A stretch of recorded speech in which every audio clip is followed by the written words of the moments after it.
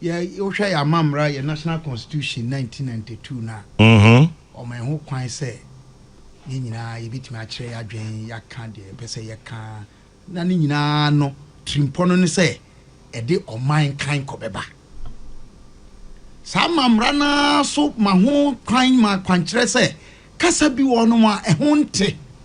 Ntia hunte na me kafa wo na me katemi nua. Ana nipa ko bi ho a mra no ma kwancha e be fa so e de mpata ana se e ho anu ye aba we nyina chi no na mra bi wo ga na hanom a chese kasa o kasa yetimi gina so kase watu oman no mra kase a eno no enye asotwa ye de ma okeke eye criminal. I said the wako bokro no wako diewu na friend criminal libel law.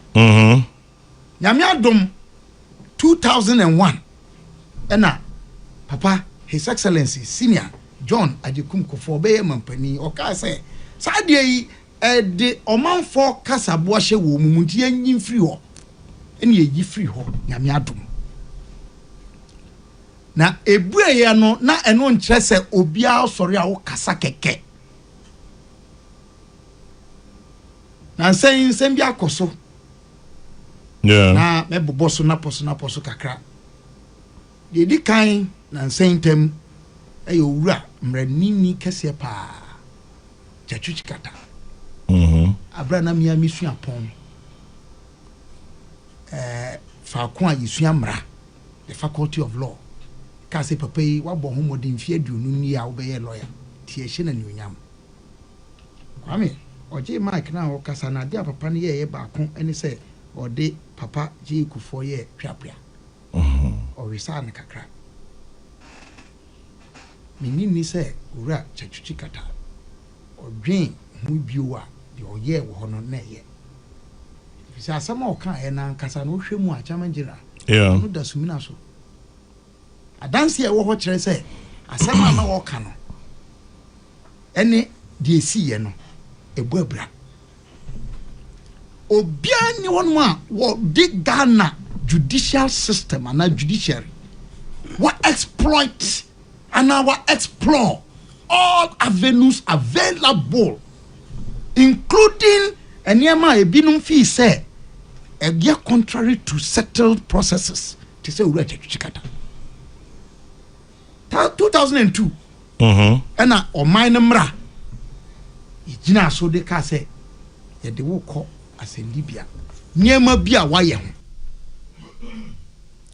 court kra ye de wo ko ye no kwame kwara di kan emsem fun so bi ba ade no so say the president versus when it should have been the republic versus yes criminal prosecution bia here the republic isi but way isi ye no it was changed, it was corrected say here the republic and so nanu ya wo kasa no na odi ye asem mentiasie court no a na edi na asem wo kasa court no kra ni tumi wo mramu kwame fast track high court no fast track court na edi sisa na high court ma ya asem no ko ya ko wie supreme court na me wo justice Modibo Kran o ma lead judgment e was asem no ho onim nipo decent here I was asem no Atuguba Justice Atuguba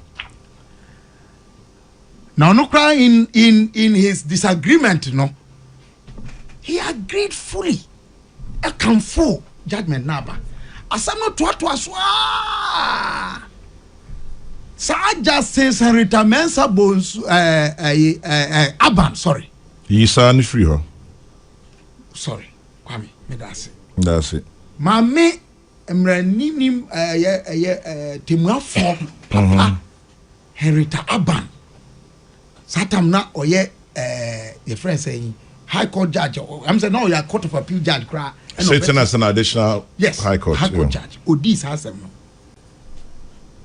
case na odi ya ankasa no nsem o kan na ankasa no ye mongu yo appeal na succeed ya say ya bo asem ni nyina gu ni say ye say process no necessary ko admit IFC4 and some Kaibia one famba. Me person me who baby a free speech be mo sa baby okay. Speech me ba. Yes what the whole day. Enti na me kan besi se ye wo ho kwan se ye kasa. But ye kasa no e wo ba bi ekokoduro. Okay. Ore chachu shaase de papa be ye atwa apia no anche ena de na etoto so eba. Ena I mean, unim say me ne wa horo ye kakra fine. Oh, say normal. Na me ne de ende enkenye problem. Sabi. De me pese me kan di wie owura chachu de no ho ene say onsusum kasa. Ya ma wani onyam, ya hye wani onyam wa bobra.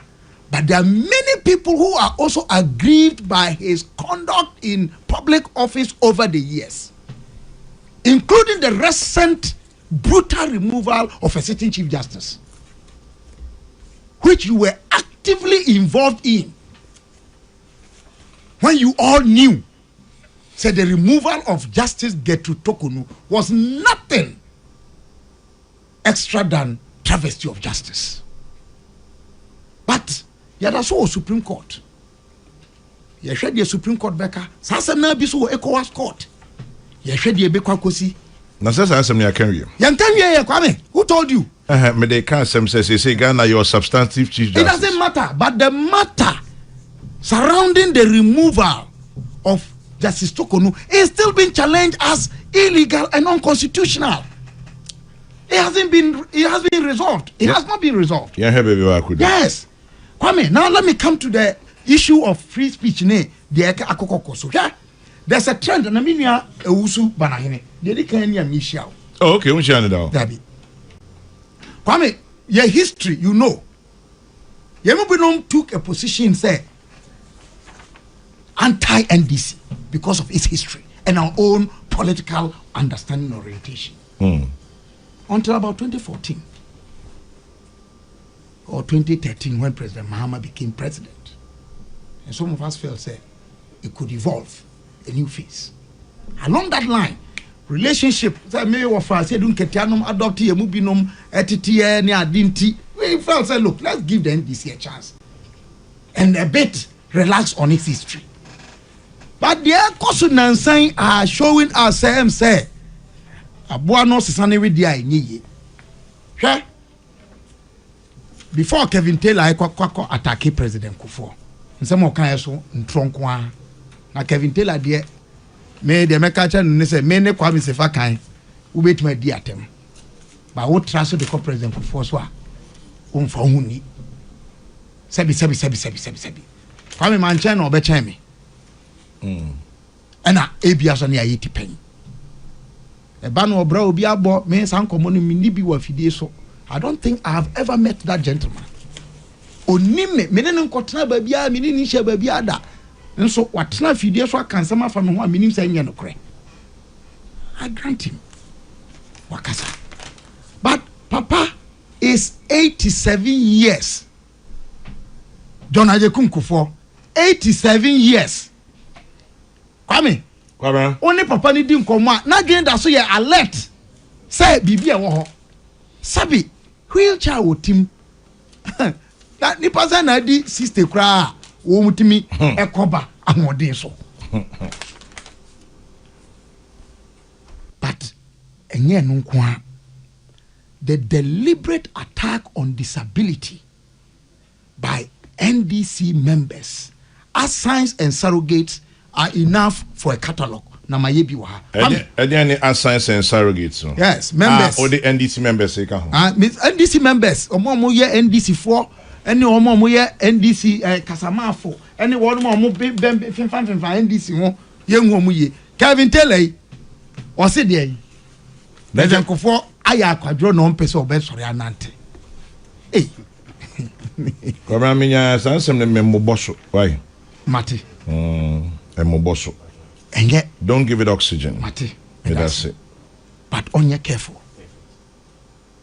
If you say, ni say, Papa, nimfi chemu mi kra half.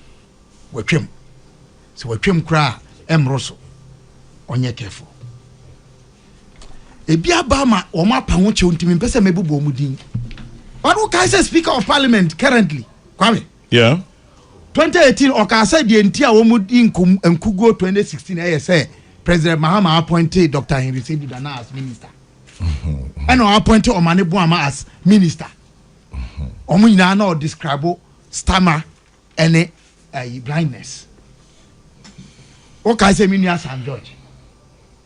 Okay, say I've Green Street needs an elevation to be able to see the better Ghana agenda because Green Street akoka say they na e koso e wo sa o mu claim say better Ghana no na ni ho. Kwame 2017 his last State of the Nation address President Mahama ka say na wa increase disability share of the common fund by 50%. It was not true. I am it say 2025 Obeka say wa maso afi babia na na do danko akofo ado maso drew ye 3% no or they are 5%. But it was an insult. Say adia wonye ye ma ademdi na odeka. Chama general. Correct. Edu babi kra no yet say Auditor General's report. Sika na eye disability fund. Yeah, they acquire the ni say ye by appointees of the NDC. Kwame. Correct. Men come and traso. Vivimu kakra ma ye fa dem die ho. A sebi. Vivimu na boa akudru stage a ye freno. Doctor of Philosophy effort. Thesis. Tama general. Yeah. Dem die eye nipa su. Me ka sembi wan mo se mutum dan tara ni no kire se nipa bia ni hon mo wie peyo. Unyini nyame ye wadom na unyini dru stage bia. Edem ya ade a ebeba. Wanye mre ewo onamu a obeye mre wo nsam. Wanye mre wo nsam a wadwini mu kra otumi ye mre. Eye nipa su. Yemfa ni atem. Ana mpani ka se sebi unyini ya onsre kwatia. Onye tintin ya. Da kunye nyini wie ya onsre obi a wanyina wie a ebia the height no ufiri say wo from. Tie nyai sadie no. But me kan ba besi nansen de ekokoso. Kwame Oka say President Kufuor ne early days or started People's Assembly. Okay. I'm say Kumasi. Na ura bi Asemfoforo. Dr. Asemfoforo. Wanyani baby ko. Oko di papa tem. Na police fo omukochi. Ade anche na o ma ne kasa mafo sa abre no. Me ka say na ye kwabna na say Franka Jekum. Mu ba ko. O ma we issue statement. Am say kwabna yeah, the early days. Senior kwabna engineer kwabna ajapon. Issue statement say police for Mr. Munyai no. Say wo cassette ya mia kwan bi wo so a esese ye fa so a ye ne be fa so mamu for mine no mra enye kwa na me ma ye yi criminal libel ni free. That's a record to J Kufuor. Kwame enu achi e dia na ne ase obi kan se bi nyam sam na am se fidie su ka krada no buza me se minua kwam ba phone sem na wo kan bi onu amefo aso ana se ima me ka se bi onu ma me fisa no osh. But kwame the remedy doesn't lie in ojitum se kwame ba fuso anka se ye na me kai me se sam no bebre onu ma no osh enkoyi minya ya anka wanka ne sa na anu ye no ne de ye de manana enu bi na adano former President Kufuor tufu say sabi you don't kill a fly with a hammer, sledgehammer. Emma, former president, that time no former president, and the current president Mahama Oka say if he has to use a bulldozer, he will use a bulldozer. Everyone will say say light, but seriously, as I say, to a book because kasa from there, obi anu no kasa onipa mu ananu ntimi nya dan, empa anasa emfo, mesre, ajobre, but one more I say a petition. Diplomatic community, Chairman General. Yeah. I don't agree. I don't subscribe to that, and I will not change my position. Any MPPO? Yes. Also, on my petition diplomatic committee. Sir, I said sometimes be NDC force yebi. Yeah. I spoke against it then, and I will speak against this one.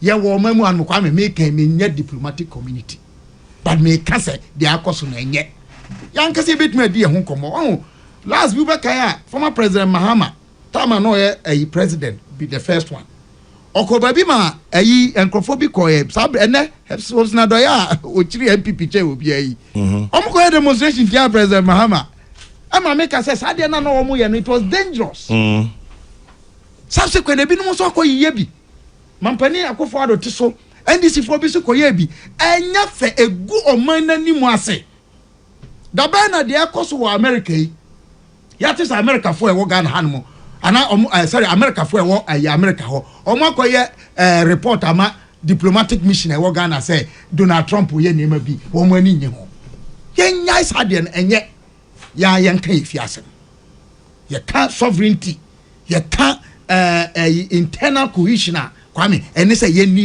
ye ho so na enye nti I don't subscribe to that but ni ma na yakoso no so mampani Mahama should take note umpo oman no security asemo de yakoso bia no ewiewo you should be concerned about what is going on with respect to how the security apparatus is handling free speech. Anya bia kwan a ye fa so koso no obi a tro say enya kwan bia ye fa so de criminal libel law abano no ana. I'm inclined to accept that position. But it's not to also say I'm endorsing reckless, careless talking. So we should also be discourage that. Responsible speech. And discouraging that doesn't mean use the arm of the state against such persons. I discourage that too. I disagree with that position too. Ndiama ya kasa honte. Tawanje no America say nsambi no one me kan ekra sabi. Uvisa kwabna nyesa na okasa. Hwe san immediately. Na ye ho atoy. San na ese ye kono.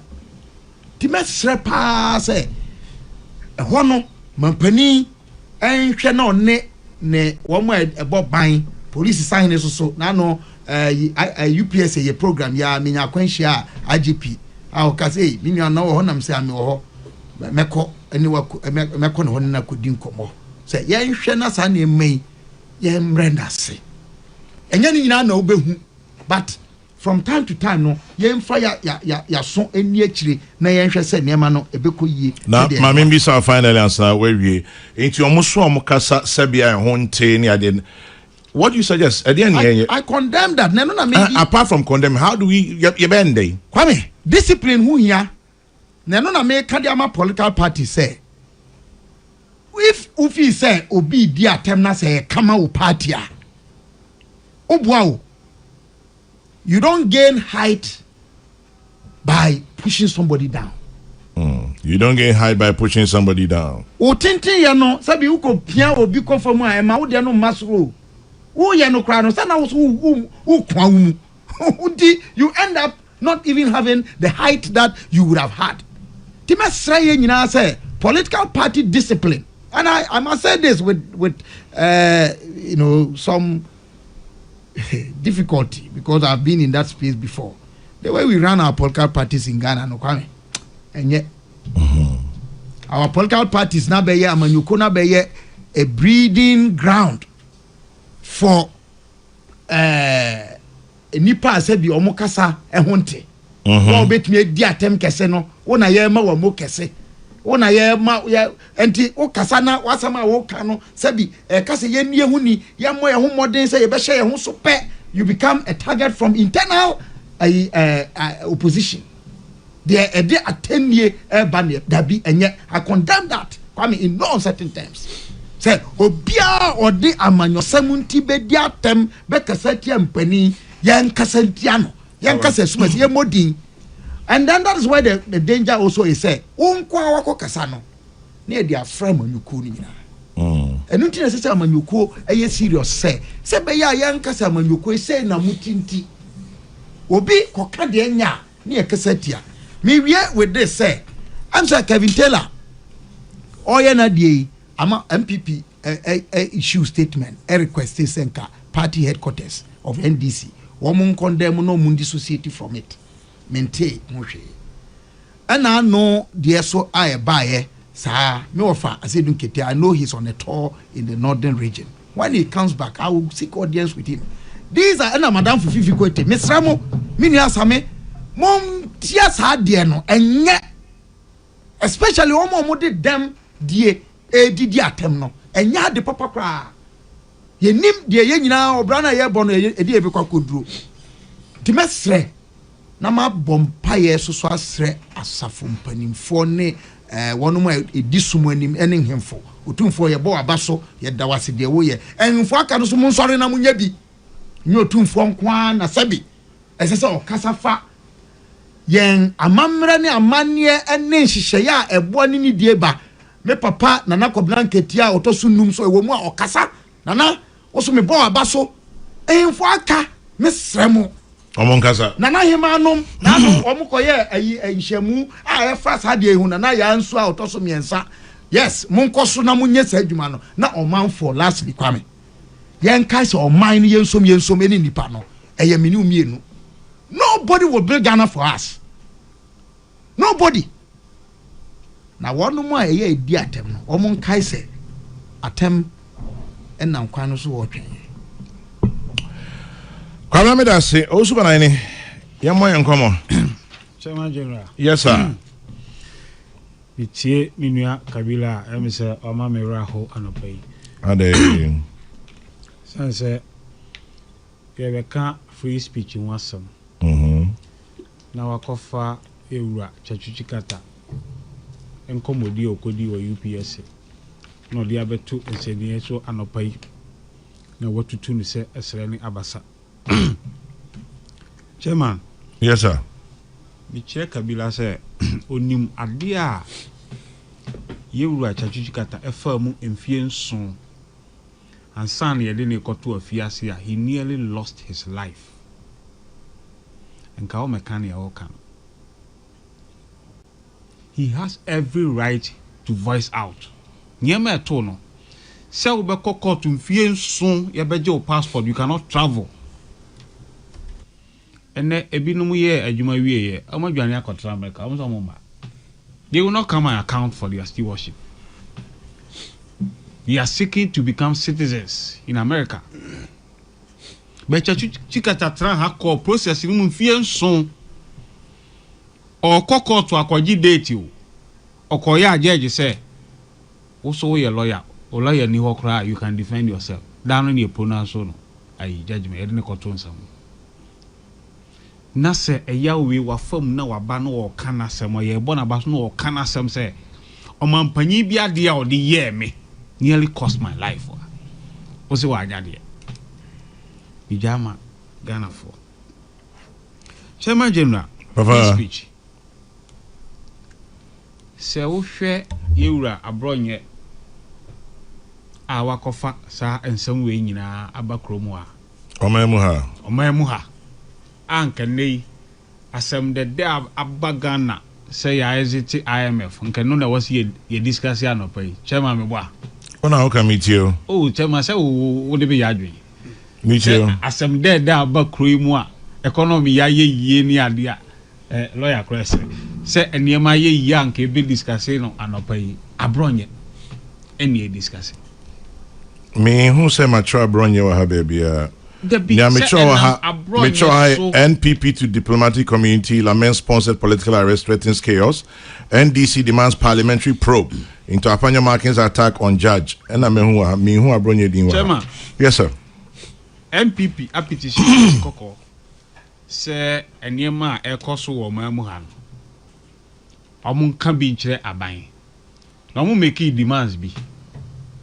Say in the immediate yen release abronye from BNI cells. Chairman, yes, sir. Na ama abronye ehun aba asem we mu. Demand you make nyina say yache abronye. Ena de lawyer afenyo market ko kan ye nyina so ye abronye che yache no. Inti abronye eye the center of the discussion in the free speech. Chairman, se wuchie abronye ye se wakobie TV bi afa no hia TV. Se wodo transo na se wo so power enya sanketwa ma hwe ni videos ni bi say Dr. Richard Anani. And don't men repeating your man now. Men can near money chairman. So, time cry, say, sans someone abroad yet to me can far papa home. Ebiem, His Eminence, Archbishop Duncan Williams. And someone abroad yet far a can far papa no young for home. To the sense that Papa Jina sorry the more now preaching. You could see Senan home also. The man was in pain. Say a branch here. Etimi TV so. E can some say family me home. Wabra enyampa. No yeni nyina chi wia. MPP fo abona baso. Ye chiri bia no makobo dompem. Ye chiri bia no makobo dompem yi abronye. Chairman, omampanyi a wote so enei eye President Mahama. Abronye horo ma papa no antimi e ma man lawyer chro letter e de command CID boss. Se me saman abronye amam niema se ni na abronye ka fa me ho. In fact MPP for ka say CID for nim no mutu asem ne ho anamo no mo de. Ya nhwa asem nu besi enne. Abronye o Enti Onu ankasa na no mu asem. Abronye nkwa na kasa sa. The chairman meba. Okay, to us. No, the center of the discussion. For you. In 2018. For you is the center. I just want to put on record say any center of discussion for chairman. Us. But for who? Anya me. Mpacho. Anya me. Minority leader asemu okokan ye no. Mpacho. Eye hwan ti no okokan ye. Mesre Bibre. Free speech and matters arise. Ebi an hwe paper no so. And chairman, I producer the Sunday me on my phone. And Abronye din wo so.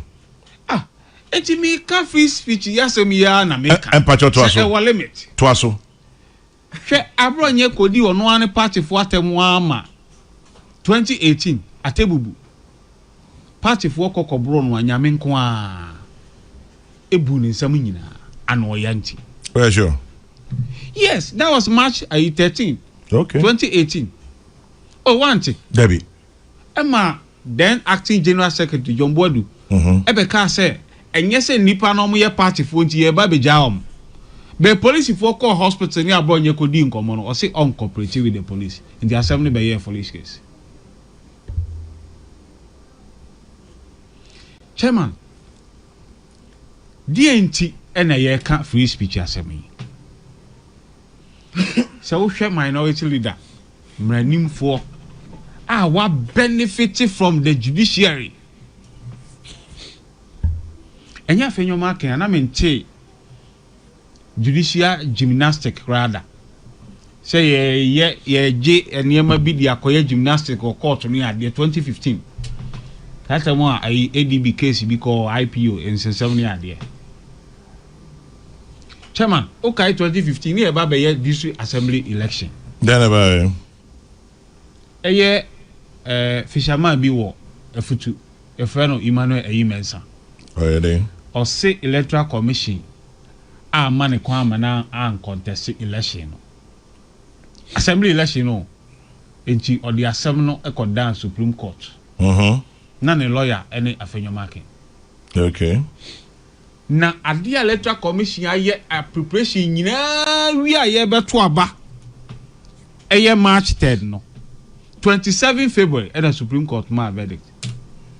Say CI 85 for a day beto sa election no. Kra e machon wie e wo parliament. It's yem postpone election no.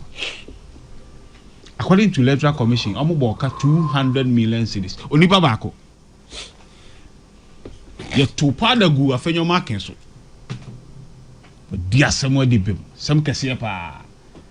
Emma Supreme Court says Yema Papa no quite non contest election. In fact, he went on to win the election. F2.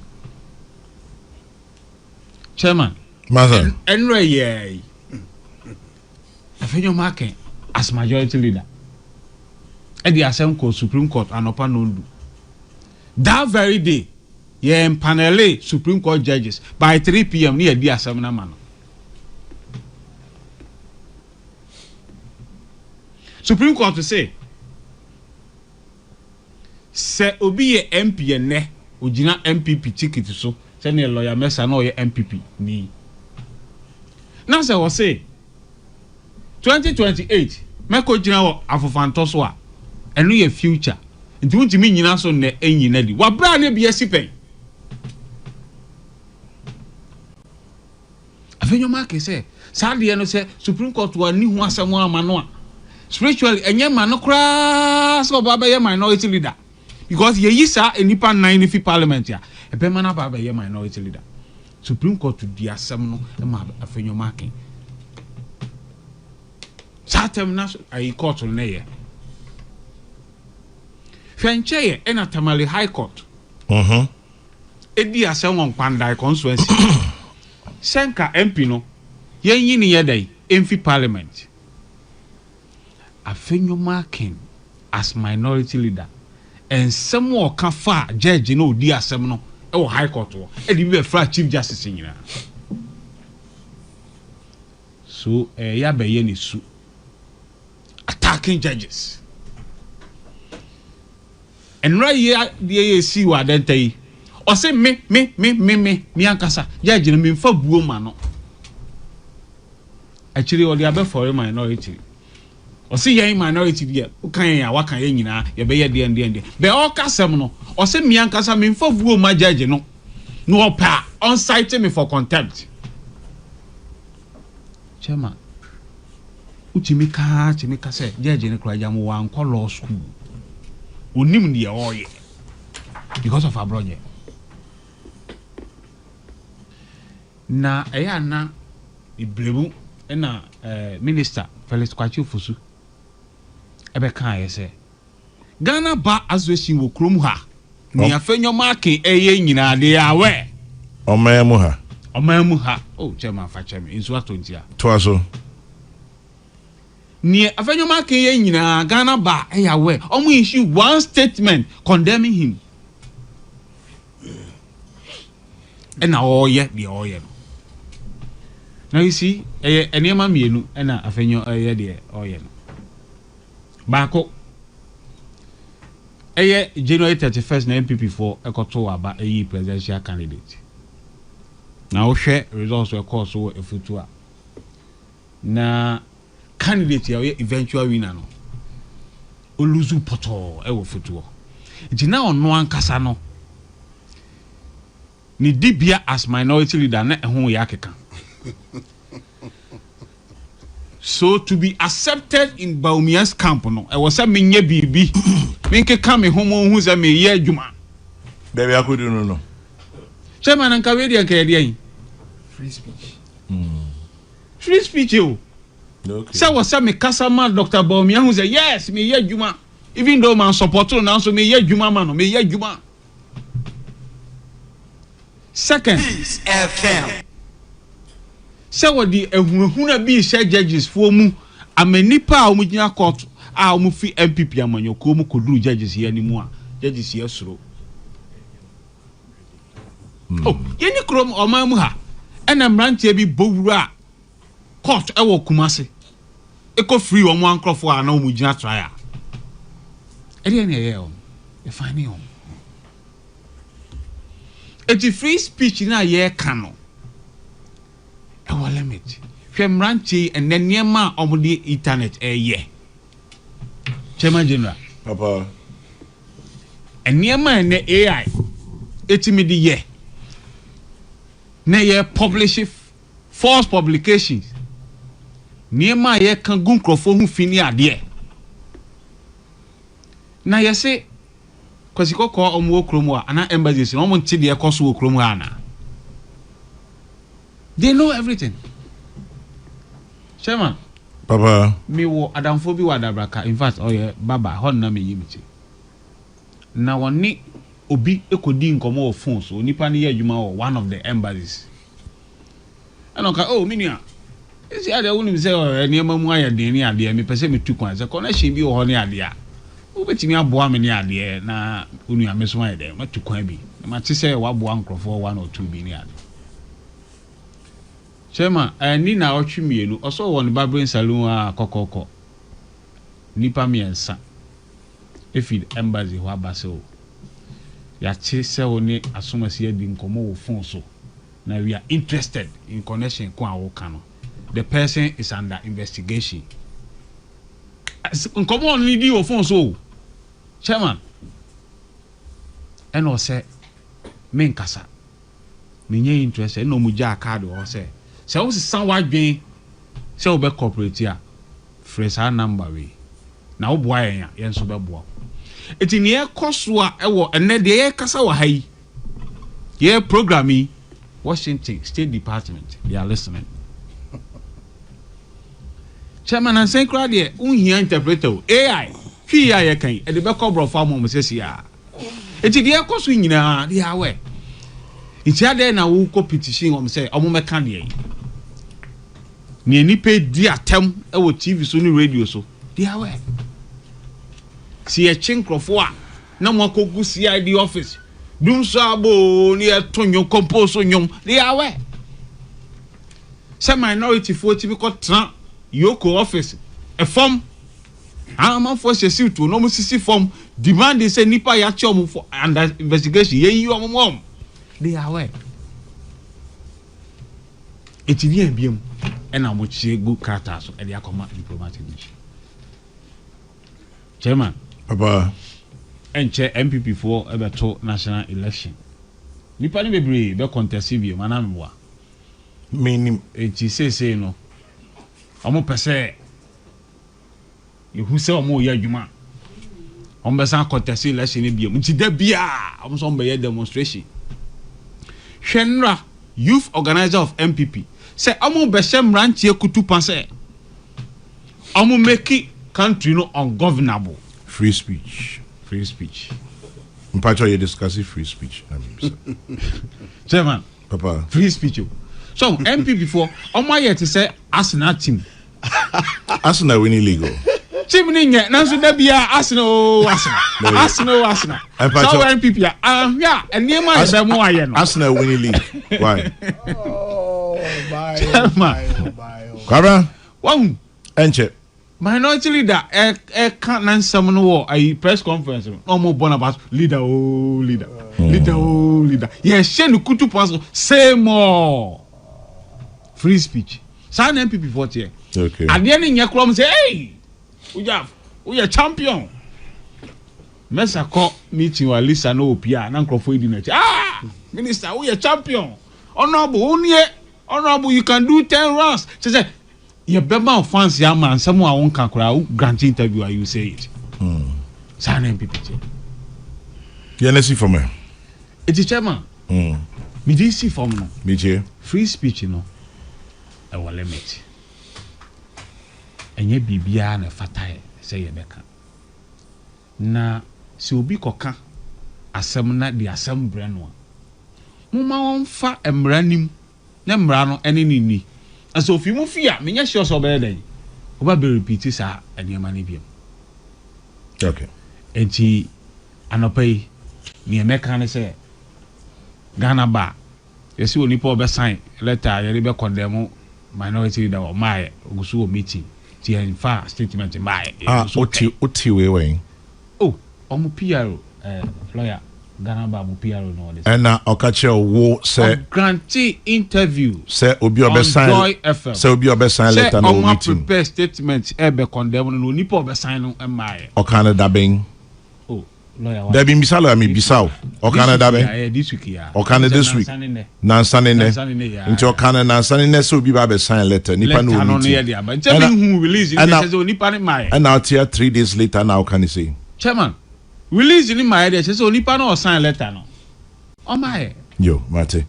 Yankwa ni me. Mate me da say. Kabila Dr. Sylvester Cheji Mfisu Chia no pay. Media no ha. Aja no ha. Me de kabi. O de ne ka kutia ka. Mary di me ho. Kutia ka. This one says Chairman General, are you discussing free speech or what? Akoko in Paris, he says, ask Usubana what he's discussing. Well, free speech. And then, can we go back to the days where we loved Ghana, sang its national anthem, recited its pledge over political parties? By the end, both parties win, but Ghana suffers. In Kura, live from Sunyai. Good morning in Kura. And then that's the NDC guy understand Penny Due Mante. Well, not all issues deserve reactions. Opinion says so. And then okay. Was Banahene in Ghana when then ex-president Mahama and leading members of the NDC discussed and made bad comments about the judiciary when they were in opposition to four in Hamburg, Germany. Let's see. I was hoping Banahene would have condemned the comments by that guy in the US. The guy who came to town was protected and left this country, but he's remained one-sided. And then Ohene Abua says, what has Washington got to do with the conversation in Ghana? Oh, NDC. And then, okay, let's move on. Our judges owe us a huge responsibility to help protect our democracy. They shouldn't let politicians influence their sense of judgment. Okro Yebowa. Chairman General, we're in this country. Do you know what some of these NDC guys said in opposition, or have you also forgotten? Who's this? Martin Asari. Ejapa? Chairman. Mpojo Brembiai. Banahene wa memorial ho pa. Banahene ma raho bensin. Because nkomo ye di no serious o. But I'm there odri dagwer na o trivialize issues no. That's my observation, and it's unfortunate. Uzande debia na maka kwame de ye chechiro manu. And I mean mentitia especially at disco or the team no. No guide more politics most of the time. In fact, all the time. Also, others have labored, we share their glory. Ours is to do exploits and add to their gain. So those who come after will take up the story. And where do you end the NAM painful or many. And see, Saddam or money ne pay DJ number nanum, where you to me glorify insults. Asama and the yaka say against, then the ye defender. Then it's unfortunate. See, in principle, I don't entertain arubashishe in politics. No. Most often no say engage in arubashishe na you focus on ono and leave the key issues oboboa yan man na kan kono behind. And me endorse the so-called commenter say abronye okwekeye. Now it's engine tuma. No, not at all. I don't endorse it. Okay. Personally, I don't. And I'm not sure the MPP as a party necessarily will endorse the content of the statement of Mickey. Is the actions Abano we take to prosecute him in the manner that is happening today. I don't know, be I condemn. Not at all. Not at all. You see, Omi didn't quarrel because say Anyadama really, what's the point? And mempe equalization so. Osanda sama and one war position working against judges, including the president himself. Felix Kwachi Fosu, my brother. Ayariga describes Supreme Court judges as unintelligent. Okay, and oh, video no, it's all over TikTok. Oh, and a piano marry. Well, Joy FM for one evening programs now. PM Express. PM Express. It's all over. It's all over. You describe judges in words. Amos FC. Osunumami, this, that. NPP women organizer. That's how you describe it. That's how you describe the Chief Justice. Ghana for almost Supreme Court. And if you Somalia and see Yati. You see, that's what I'm saying now, yeah.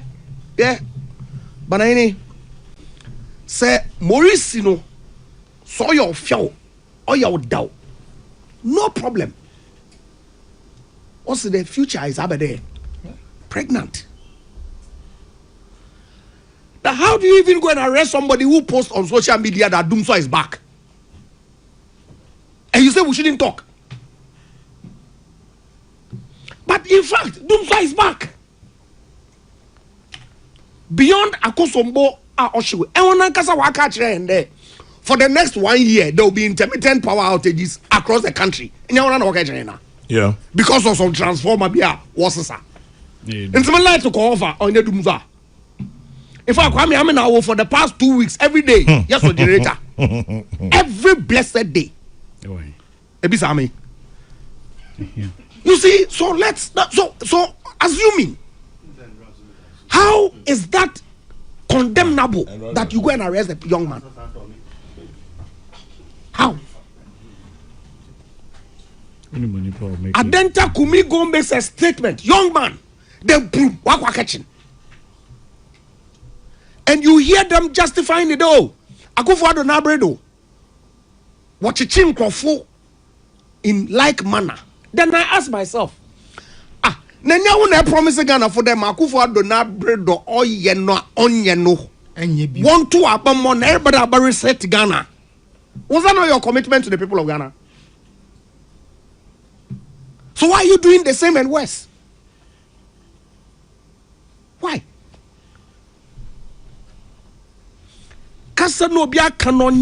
Yes, by all means, let's condemn the person.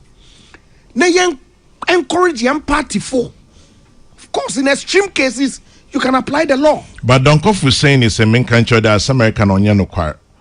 I say Mahama Yarika never used the word unintelligent. He used the word not knowledgeable about the president in the USA.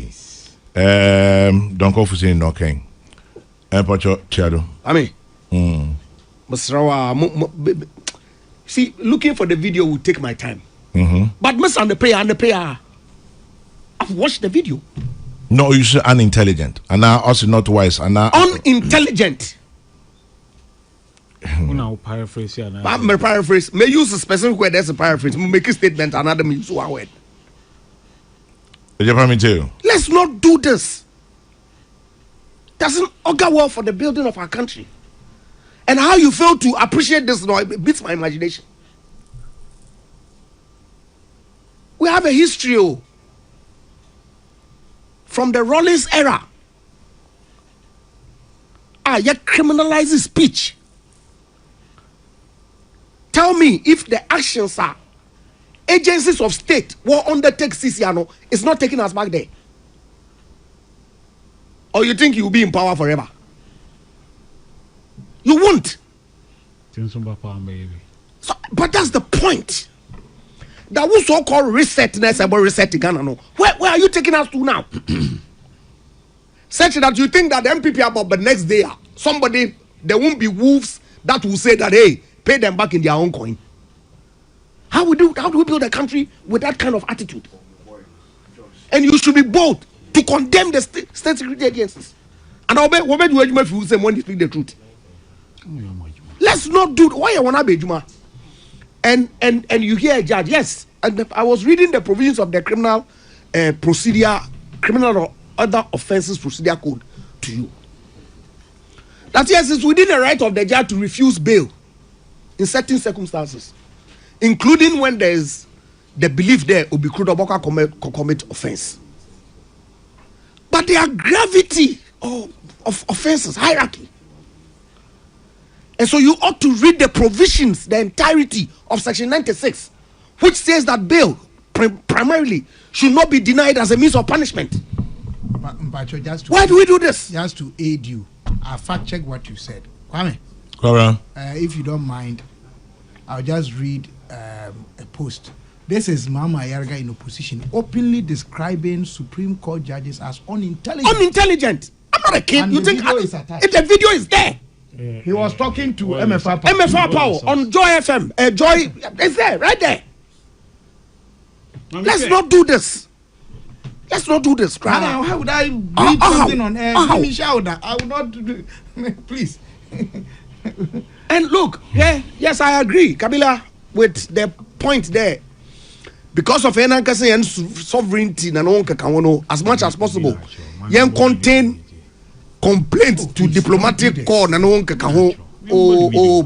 and try and resolve some of these things ourselves. But sometimes it's necessary. How many demonstrations, how many visitations to state security agencies having the opposition leaders? I condemned what they did. I condemned. No, remember, no, I don't have a problem. I'm not even talking about the NDC. I'm talking of MPP speaking against arrest every day. Be a walk of BNI. One case after the other. There's no end in sight. And see, as a member of the Committee of Nations, don't you think it's appropriate that we bring it to the attention of the international community that this is what is happening in our country? Yes, they know it. But if we don't bring it to their attention in a formal manner, how do we even quell these actions? The lawyer, why a deputy minister, why a minister? But are you under investigation? But what has me being under investigation got to do with free speech that people are expressing themselves? No, The issue is the free speech that is under attack today. No, that every comment be make biano, then police state security go and arrest them. Every comment, statement be make biano. Now I catch him. Why? That's the issue. And yes, in common so catch now. I don't have a problem with holding people accountable. Why not? Hey, investigation if you will be about with the Obano Bona. Prosecute the person. There's no issue. After all, as we speak, one line of go up in court every day. Has anybody complained? But why do you keep Abronya in jail? Because of comments that he made. Why? That is the issue. No punishment or remanded. Chief, but that's why the point is that the point is all the arms of government, if there is clear suspicion that some people are weaponizing the institutions of state, because judge, our track record in handling similar matters that go before it, people shouldn't voice it out. And what is the government itself saying? You are sitting here essentially dancing around the issues and justifying them. Focus on Abronye. But who says Abronye should necessarily be the focus? Because a plethora of instances. It is the pathway what they are calling now. Let's see how it plays out. Now what commitment they make it to Ghana for? That I thought that would be your focus as a government. No, we are doing it. You are doing it.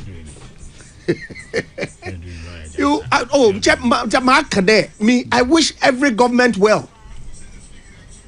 And to say, if you are doing it, now young men or women of Ghana, what's it when you do 3 shifts? My Captain Smart work on morning shift. Samedi if you afternoon shift. And a lady or I've been at Titio say if you Titio say I'm a Titio work or 10 shifter. The good people of this country will judge you in 2028. But I'm conscious of if you say Kura minini war minimum babu no still be that the so-called Formula 133 is increasingly turning out to be a Sakawa promise. test one more time. Okay, because who 4 years on swing, no problem. But that should be the issue that engages your mind.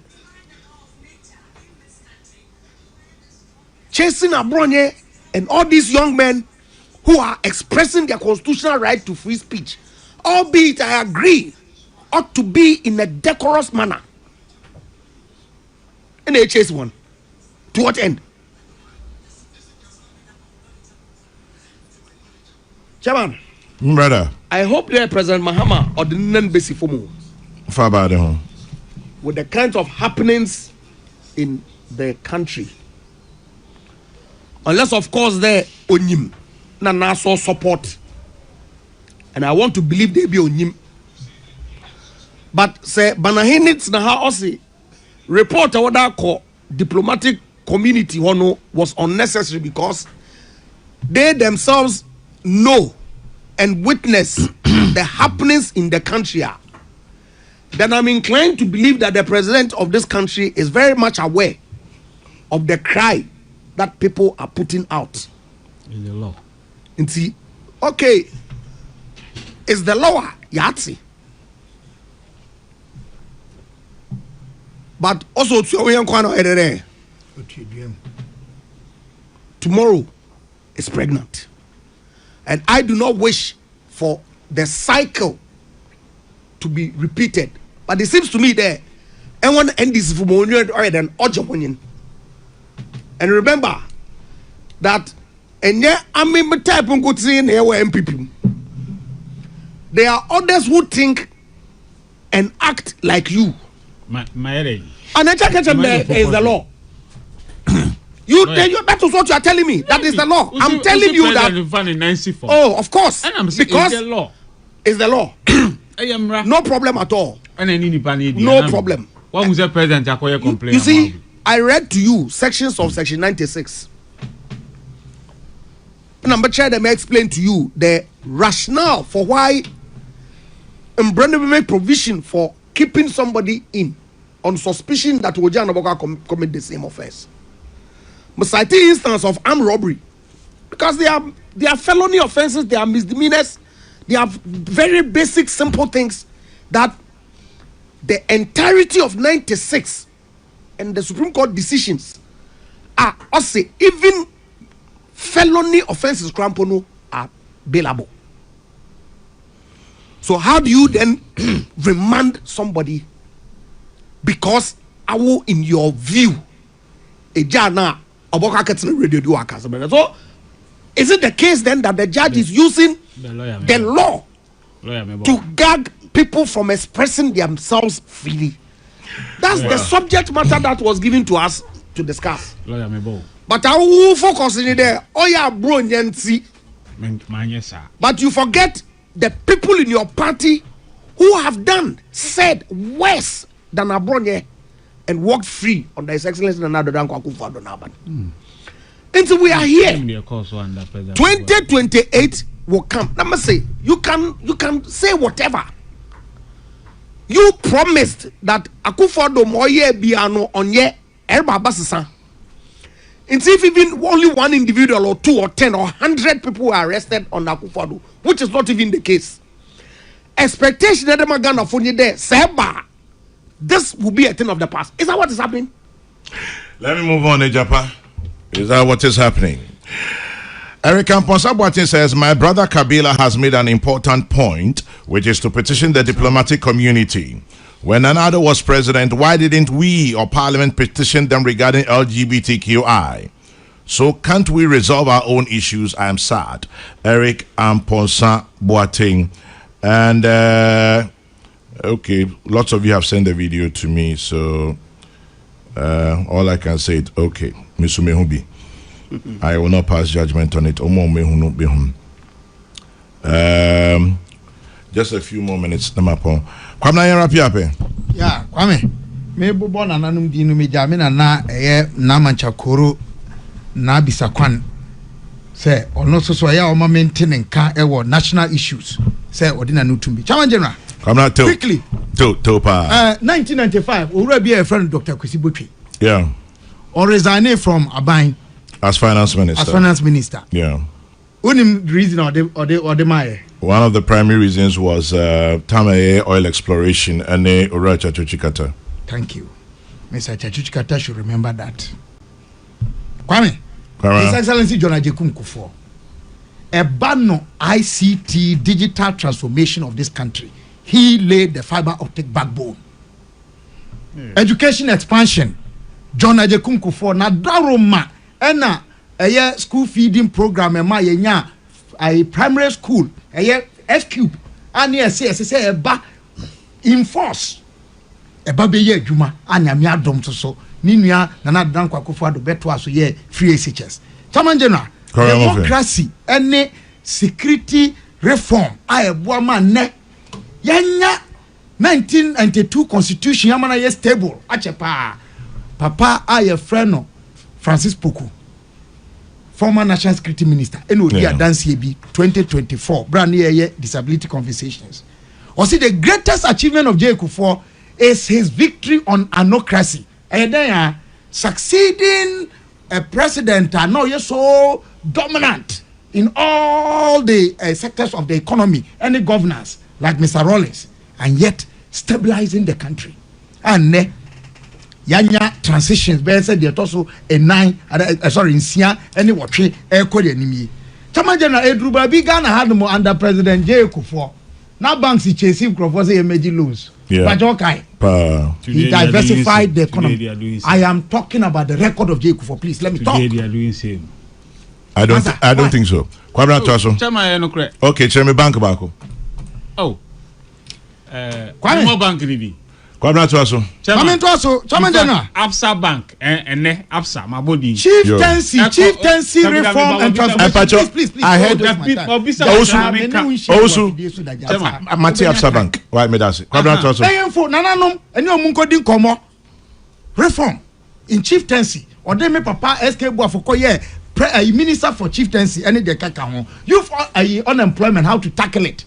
Because the National Security Ministry had presented a paper say a national security threat. And on a nedi enina mwa yabenya jida ni NIEP ni dia kika kangu nyinano J. Kufuor ne record no. Chairman General. More importantly, letting intelligence guide governance. And now illegal money here at say. Ote honka wa na penso. Because the national security mapped out all the areas. Asemsi wa hani apia muni akoye intelligence guided governance. Enya sabi personal issues. Me nkase papa no perfect. But under this fourth republic, Chairman General. Okay. Any research kakra maye no, I can say without any equivocation say he remains the best. Perhaps only second to Nkrumah. Na no kra no beat Nkrumah on human rights. Hey, I make us as an Nkrumahist. People don't get it.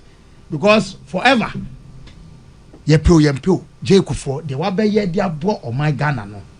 Ebeko so me college, Prempeh College, in 2010, just a year after Olivu office.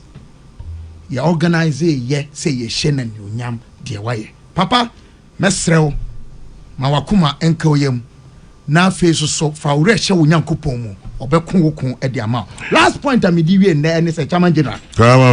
President Mahama should remember, say the second coming, you know, either say obeye abua attract your yen in the first term, and also obeye worse than his first term. Mempire ni say obeye the former. Now a bomb modern chain your ye. Adia bako ebe di na nim kan pa, and so obetimi arise above partisanship. We are less than 150 days in his term in office. Chairman General. Near aka wonanim no ene doso. Mesre no. Say ye mom modern. Say ye betie de omanfo ken. Of course. Enyo bia na ye obeye na beso nani.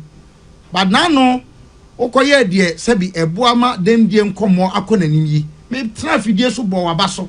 Ne wo ye bia ebeboa ma oman atumpo no Kwame me ma hye bo se de ogina Ghana fa ono na me tenachi meta wachi nanso so de omanfo ye na say especially from within the security apparatus any speech free speech in semi President Mahama ma wadwene ko ho kakra kwabra medase also banani to yeah pon yeah me say Kabila oni yewura chachuchikata e wa asem because okwa no wasan be sim no abeboli bi eye kokobo na medema no say o de papa ye piapia obenya ho reply piapia na me tell say de papa no farm mfie nson no se wonya farm 1 year kra e bia nka wutimi so odi ye get to talk no wakasa de when odi empacho mo onwe de chachikata de ye get to talk no wakasa kwabra metama so me so ana kofo ye ne den ha Supreme Court kwabra empacho wakasa na mu fi say President Kofo not to Supreme Court metama so se osi chachu ya mitie banani yenwie chairman mitie se lawyer kase ye de obi aba court ni ya ma no appeal ya ma ni bail oh kwan se obeko higher court no akwaji bail ama no it's a form of protest me ni judge no judgment enya adwen ni judgment no was in error eti me de ko amiama no bail higher court it's allowed and I'm a lawyer eti sendei esemo de asem ko high court see enkoma abronye ayi it's a form of protest said the money circuit court ayi judge no money ne nyaadwen e wo no judgment o maaye eti enkana esowa na attack on the judge there enye chairman baba this week ewura Kwakuba ko publish letters bia tamwa 2003 letters say President Wallace na obetu kwan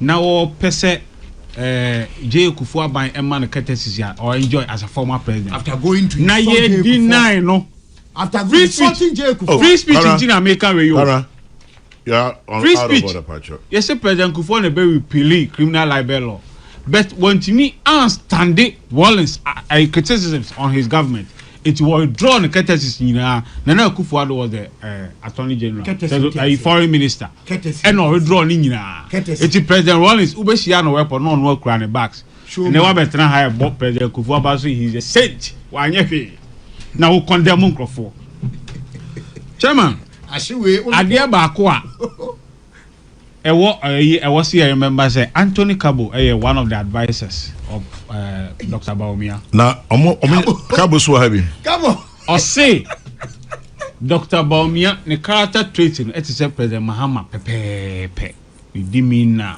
ne calmness ne ade nyina it is President Mahama ekodia nke yenye Dr. Baumia president now so chairman enipa ya chire omo a ye mo bail a ne do makoma Dr. Baumia na o hye omukutupa nipa lawyer Mesabu wo mu din say ya chire omo nyina ye de obia kochia Dr. Baumia woni fie after releasing them to the sense abronye ya ye kan asemi and the communication committee of Dr. Baumia ye de nata ho o chira be hwe na abronye ye information minister in the unlikely event say Dr. Baumia be ye o mampanyia the ye betra ho ni it is about Baumia ye do to President Mahama ho dia na niema o character no enye te say President Mahama because they all know nko be condemn this attack